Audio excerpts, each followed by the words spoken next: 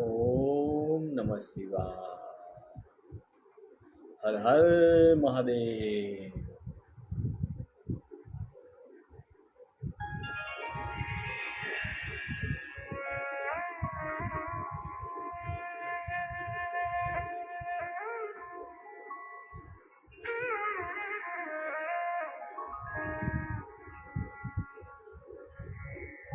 वक्रतुण्ड महाकाय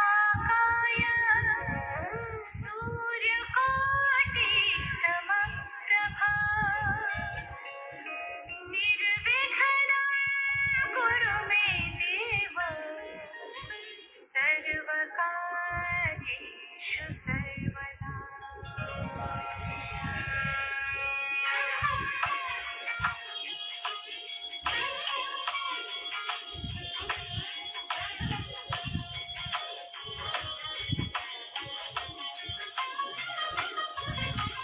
निर्विघ्नं कुरु मे देव सर्वकार्येषु सर्वदा।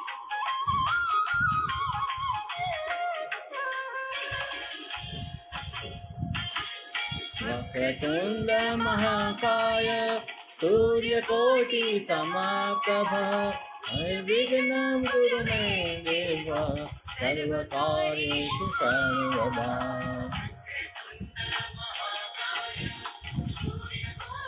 समप्रभ निर्विघ्नं कुरु मे देव सर्वकार्येषु सर्वदा.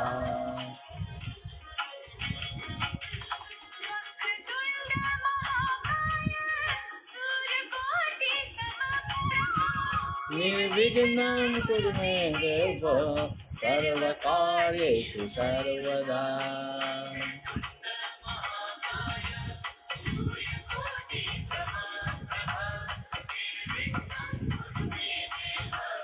सर्वकार्येषु सर्वदा.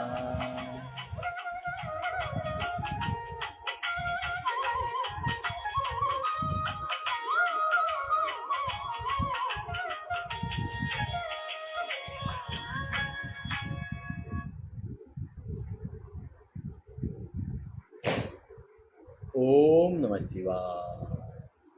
હર હર મહાદેવ. શ્રાવણ માસમાં શિવમય બનીએ, ભક્તિના એકાઉન્ટમાં ક્રેડિટ કરીએ. શ્રાવણ માસમાં શિવમય બનીએ, ભક્તિના એકાઉન્ટમાં ક્રેડિટ કરીએ. એ જ મહાઆશય સાથે આપણે શિવ મહાપુરાણ કથાનું વાંચન અને શ્રવણ કરી રહ્યા છીએ. તો ચાલો આજે આપણે શિવ મહાપુરાણમાં આગળનો અધ્યાયનું શ્રવણ કરશું અને વાંચન કરશું. સુત કહે, વાણી કાયા વડે કરાયેલા પાપથી અવશ્ય મળતા મુખ્ય નરકનું વર્ણન ટૂંકમાં તમને કહી બતાવું છું. પારકી સ્ત્રી, પારકા ધનને લેવાનો વિચાર કરવો, મનથી બીજાનું ભૂંડું વિચારવું અને અકાર્યમાં મન ઘાલવું, આ 4 માનસિક કર્મ કરેલા છે. આડું અવળું ખોટું કે કરવું લાગે તેવું બોલવું, પાછળ નિંદા કરવી, આ 4 વાણીકૃત પાપ કહેવાય છે. અભક્ષ્ય પદાર્થનું ભક્ષણ કરવું, હિંસા કરવી, મિથ્યા કાર્યનો આરંભ કરવો, પરધન લેવું, આ ચાર કાયિક શરીરના કર્મ કહેવાય. આ 12 કર્મ મનુષ્યને નરકમાં નાખનારા છે. આ બીજા શબ્દમાં આના બીજા ભેદ છે, તેમને કહી બતાવું છું.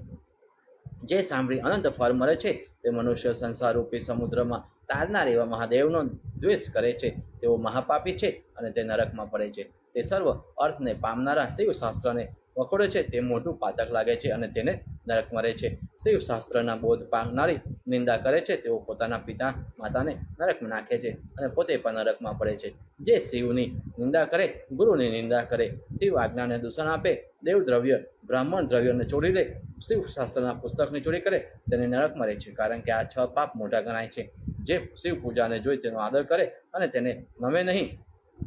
તેમ તેની સ્તુતિ કરે નહીં, તેમ શિવ અગ્નિ ગુરુની પાસે યથેષ્ટાચારથી નિશંક રીતે વર્તે અથવા નાના પ્રકારના કાર્યને લીધે સારો દિવસ હોય તે દિને પણ સ્થાન પૂજા અને સંસ્કાર પૂજા કરે નહીં, તે શિવ ધર્મનો ત્યાગ કરે, શિવ ભક્તિની નિંદા કરે અને શિવ મહિમાના શાસ્ત્રને પૂજા કર્યા વગર વાંચવા લાગે અથવા તેમાંથી શ્લોક લખવા માંડે, કુબુદ્ધિથી સાંભળે, કોઈને આપી દે અથવા તો તે શાસ્ત્રને ભણવા માંડે અથવા તેને વેચી નાખે કે કોઈ અપવિત્ર સ્થાનમાં જેમ તેમ હેઠે મૂકી દે અથવા શિવશાસ્ત્રની કથા થતી હોય ત્યાં વચમાં બીજી વાતો કરવા માંડે, સાચું બોલે નહીં તેમ કોઈ દિવસ પણ કોઈને દાન આપતો ન હોય, પોતે અપવિત્ર હોય તો પણ કથા સાંભળતો હોય અથવા કહેતો હોય, ગુરુની પૂજા કર્યા વગર શાસ્ત્ર સાંભળે તેમ તેની ભક્તિ આજ્ઞાનો તિરસ્કાર કરે, પોતાના ગુરુનું વાક્ય કબૂલ ન રાખે અને ઉલટો સામો ઉત્તર આપે, ગુરુના કામમાં છટપણું કરે, તેની દરકાર રાખે નહીં, ગુરુ પ્રદેશમાં ગયા હોય, દુઃખી હોય, અશક્ત હોય અથવા તો શત્રુઓ તેને દુઃખ આપતા હોય તો પણ શિષ્ય તરફ જો કોઈ નજર ન કરે અને તેનો ત્યાગ કરે, તેમ ગુરુની સ્ત્રી, પુત્ર અને તેના મિત્ર વર્ગમાં અપમાન કરે તેને પણ મહાપાતકી જાણવું. આ પાપ શિવશાસ્ત્રમાં અધ્યાપકને પણ કહ્યું છે. શિવનંદા સરખા શાસ્ત્રમાં જણાવેલ છે, બ્રહ્મ હત્યા કરનારો, દારૂ પીનારો, ચોરી કરનારો, ગુરુની સામુ બોલનારો આ સગળા મોટા પાપી કહેવાય. તેનો સંસર્ગી હોય તો તેને પણ મોટો પાપી ગણવો. તે કોઈને ક્રોધી ભયથી અથવા તો લોભને લીધે તેના મર્મ માર્ગને દુઃખ આપે, એવા વચન કહેવામાં આવે તેને બ્રહ્મ હત્યાનું પાપ લાગે. તેમજ જે બ્રાહ્મણ દાન માટે બોલાવી પછી તેને દાન ન આપે અને ઉલટું દૂષણ આપે તો તેને બ્રહ્મ હત્યાનું પાપ લાગે. જે વિદ્યાના અભિમાનથી સારા બ્રહ્મને નિંદે તેને પણ બ્રહ્મ હત્યાનું પાપ લાગે. તુષાતુર ગુરુ બ્રાહ્મણ અને ગાયને જે વિઘ્ન કરે તેને પણ બ્રહ્મ હત્યાનું પાતક લાગે. તેમ દેવ, બ્રાહ્મણ, ગાય અને ભૂમિનું દાન આપી જે ગણે તારે પાછું લઈ લે તે બ્રહ્મ હત્યાનું પાતક લાગે. બ્રાહ્મણે ન્યાયથી મેળવેલું નાણું જે લઈ લે તેને પણ બ્રહ્મ હત્યાનું પાતક લાગે. જે બ્રાહ્મણ વેદ, વ્રત અને શિવ સહસ્ત્ર ભણી પછી તેનો અનાદર કરે તો તેને મદિરા પાનનું પણ પાપ લાગે. કોઈ વ્રત, નિયમ અને પંચયજ્ઞ કરે અને યાગ પ્રથમ સ્વીકારી તેનો ત્યાગ કરે તો તેને સુરાપાનનું પાતક લાગે. માતા પિતાનો ત્યાગ કરે, બ્રાહ્મણની બાબતમાં ખોટી સાક્ષી આપે, ખોટી બાબતમાં સાક્ષી ભરે, શિવ ભક્તનું અપ્રિય કરે, અભક્ષનું ભક્ષણ કરે, વનમાં અપરાધ વગરના પ્રાણીનો નાશ કરે, સાધુ પુરુષોને પણ ધર્મ માટેના બ્રાહ્મણના કર્મમાં પ્રવર્તાવે, ગોધરામાં, વનમાં અને ગામમાં અગ્નિ મૂકે અથવા આ સગળા પાપ બ્રહ્મ હત્યા સરખા ગણાય છે. ગરીબનું નાણું હણી લેવું, બીજાના મનુષ્ય, સ્ત્રી, હાથી, ઘોડા, ગાય, ભૂમિ, રૂપું, વસ્ત્ર, ઔષધિ, રસ, ચંદ્ર, અગર, કપૂર, કસ્તુરી પડી અને થાપણ વગેરે ચોરી લેવી આ ઉપરથી ચોરીનો સુવર્ણ ચોરી સમ ગણાય છે. કન્યા વિવાહ યોગ્ય થઈ હોય તો પણ યોગ્ય વરને પરણાવે નહીં. પુત્ર કે પુત્રની સ્ત્રી અથવા બહેનને પણ વિશે ગમન કરે, કન્યા ઉપર સહ કરે, કંડાલની સ્ત્રી સાથે ગમન કરે, ગોત્રની સ્ત્રી સાથે ગમન કરે, ગુરુની પત્ની સાથે ગમન કરે તો તેને મહાપાતકી જાણવું. આ મહાપાતક ગણાવ્યા. હવે ઉપપાતક કહું છું. પ્રથમ બ્રાહ્મણને દાન આપવાની પ્રતિજ્ઞા કરી પાછળથી જેને ન આપે તેને અને તે વાર્તા જાણનારો સંભાળે નહીં તે બંનેને ઉપપાતક લાગે છે. બ્રાહ્મણનું નાણું હળી લેવું, મર્યાદાને ઉલ્લંઘન કરવી,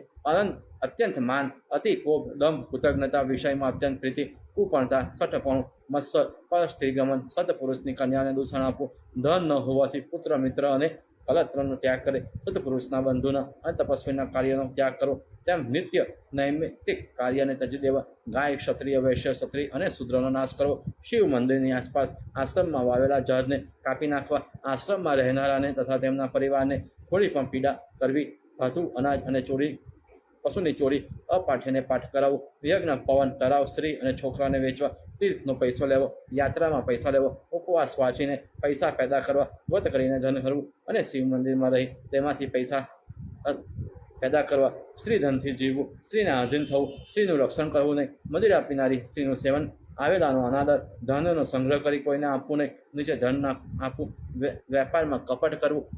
વિષય મંત્રને ચલાવવા, બળદ ઉપર ચડવું અથવા તો બળદને જોડેલી ગાડીમાં બેસવું, ઉચાતન કરવું, વ્યભિચાર કરવો, કોઈની વૃત્તિને છીનવી લેવી, વેદગીરી કરવી, કામનો ઉપભોગ લેવા માટે સારા કર્મો પસ્તાવવું, પૈસા લઈ વેદ ભણાવવું, નીચુપણું, રત્નો ત્યાગ,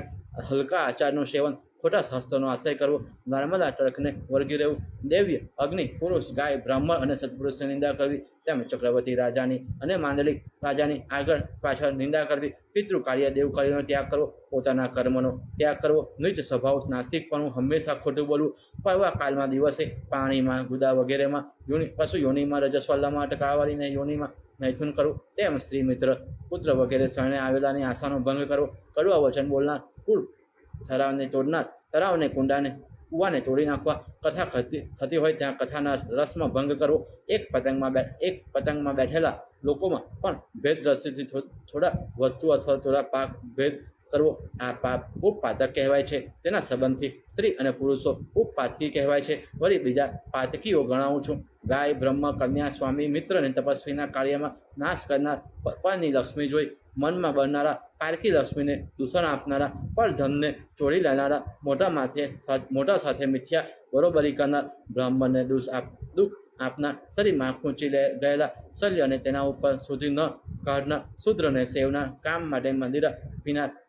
પાપમાં પીતી રાખનાર ક્રૂર હિંસા કરનાર પંક્તિમાં મોટા કહેવાવા અથવા તો તેમાં બેસવા માટે યજ્ઞ આદિ ક્રિયા કરે ગોધરામાં અગ્નિમાં અને પ્રાણીમાં શેરીમાં વૃક્ષની છાયામાં પર્વત ઉપર વાદીમાં શિવ મંદિરમાં આશ્રમમાં પવિત્ર જળમાં ઝાડે વરદાન કૃત્રિમ અને સર્વથી દીવ રાવનારા પારકા છિદ્ર જોનારા વાંસ ઈંટ શિલા અને કોષ સીમાડા શંકોથી માર્ગને ધોનારા પારકી સીમાને હરનારા ખોટો હુકમ ચલાવનારા ખોટી ક્રિયામાં તત્પર ખોટું યુદ્ધ કરનાર અન્ન તથા વસ્ત્રોનો વ્યાપાર કપટથી કરે ધનુષથી યાર અને શલ્ય અને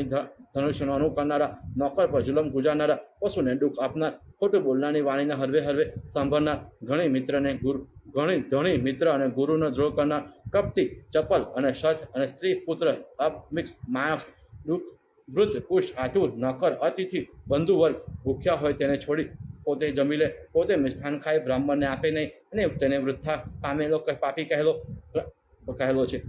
બાહ્યવાદીઓમાં તે નિંદિત ગણાય છે તે પ્રથમ નિયમને સ્વીકારી પાછો તે નિયમનો ત્યાગ કરે સંન્યાસથી ભ્રષ્ટ થયેલા રહસ્યને ખુલ્લું કરનાર ગાયને અપશબ્દ આપનાર તથા મારનાર દુર્પણનું પોષણ ન કરનાર તેને ત્યજી દેનાર ગાડામાં બળદને નિરંતર ભાર ઉપાડવીને પીડા આપનાર અર્ધ પહરે અને એક પહરે પણ વિશ્રામ ન આપનાર ભારથી રોગથી તથા ભૂખથી પીડાયેલા બળદનું પાલન ન કરનાર ગો હત્યા કહેવાય છે તેઓને નરક મળે છે જે બળદના વૃષણને ચીરે છે દૂધ ના આપનારી ગાય પાસે ભાર ઉપડાવે છે તેવાને મહાનરકી સમજવા આશાથી આવેલા ભૂખ તરસ અને શ્રમથી પીડાતા ઘેર આવેલા ઉત્તમ અતિથિનો અનાથ વિકલ્પ દીન બાલ દુર્બળ અને આતુરનું રક્ષણ કરે નહીં તો પાટકી કહેવાય છે અને નરક મળે છે જે મનુષ્ય પોતાના ઘરની અને અર્થની મમતા રાખે છે તેમ બંધુની મમતા રાખી ધર્મ કૃત્યમાં પ્રવર્તતા નથી તેઓ પાપી સમજવા જ્યારે મનુષ્ય મરી જાય છે ત્યારે ઘર અને ધન નહીં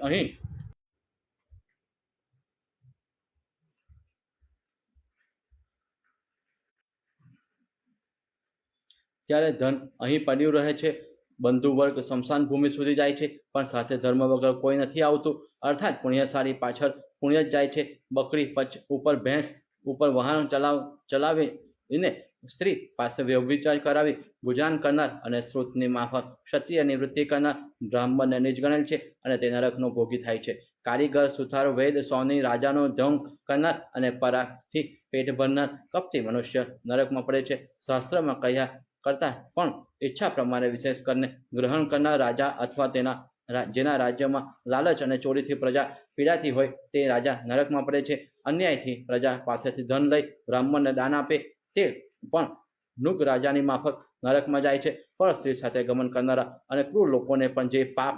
આપે છે તે પાપ પ્રજાનું રક્ષણ ન કરતા રાજાને લાગે છે જે ચોર હોય તેને શાહુકાર ગણે અને શાહુકારને ચોર ગણે વગર વિચારે તેને દંડ આપે તો તે રાજા નરકમાં પડે છે ઘી તેલ અન્ન